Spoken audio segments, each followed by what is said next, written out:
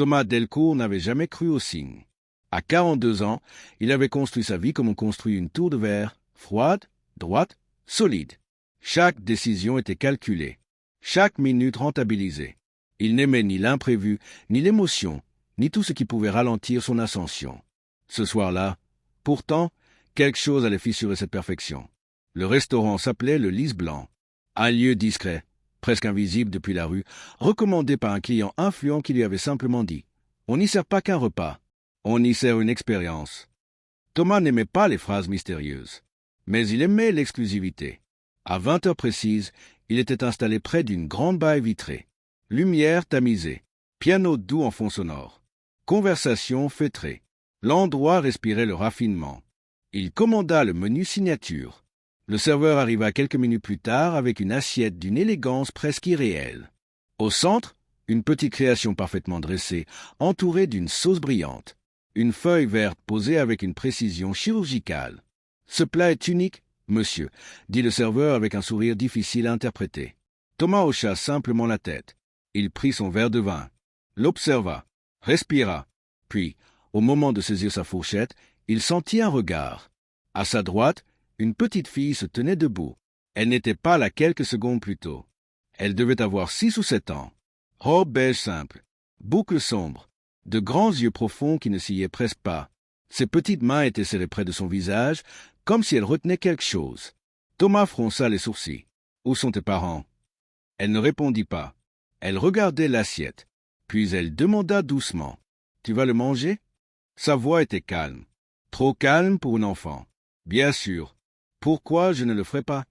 Elle baissa les yeux. « Parce que ce plat prend quelque chose en échange. » Un léger rire nerveux échappa à Thomas. « Il prend déjà assez avec le prix, j'imagine. » Elle secoua lentement la tête. « Il prend ce que tu as sacrifié. » Le bruit du restaurant sembla s'éloigner, comme si l'air devenait plus dense autour de leur table.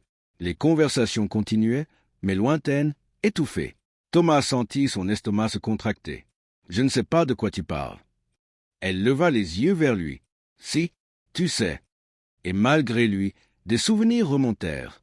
Un appartement plus petit, une cuisine éclairée par une lumière blanche, une femme debout, immobile, les yeux rouges, une discussion qu'il avait voulu rapide, efficace.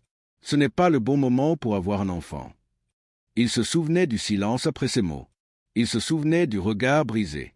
Il se souvenait d'avoir choisi sa carrière, choisi la sécurité, choisi l'ambition.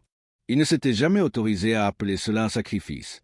La petite fille posa ses yeux sur lui avec une intensité troublante. « Si tu manges, tu n'auras plus jamais mal en y pensant. » Cette phrase s'infiltra en lui comme un poison doux. Ne plus ressentir ce pincement tard le soir. Ne plus se demander à quoi aurait ressemblé une autre vie. Ne plus imaginer un rire dans un appartement trop silencieux. Il regarda l'assiette. Elle semblait différente maintenant, moins raffinée, plus lourde. Le serveur réapparut derrière lui. « Alors, monsieur, prêt à goûter ?» Thomas sentit son cœur accélérer. Qu'est-ce que ce plat fait exactement?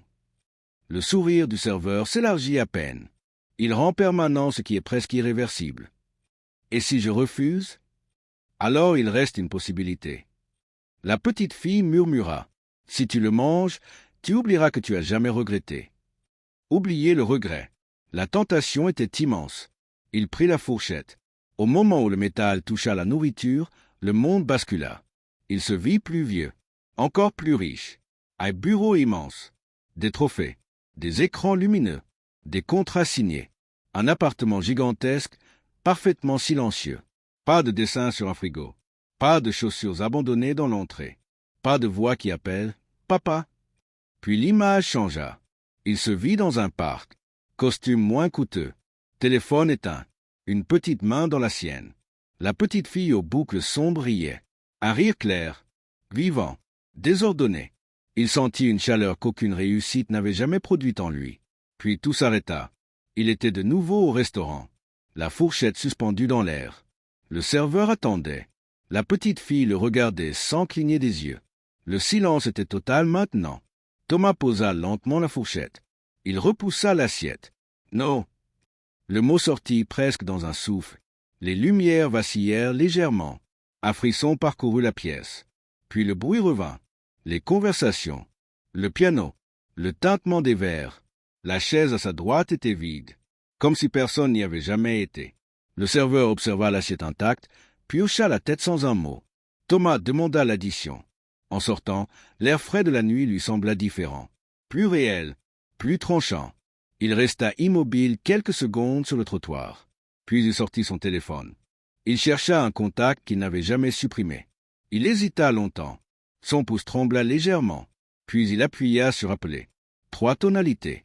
Une voix surprise répondit. « Thomas ?» Sa gorge se serra. Il regarda le ciel noir au-dessus de la ville. « Je crois que je me suis trompé. » Un long silence, puis une respiration fragile. « Il n'est peut-être pas trop tard ?» répondit la voix.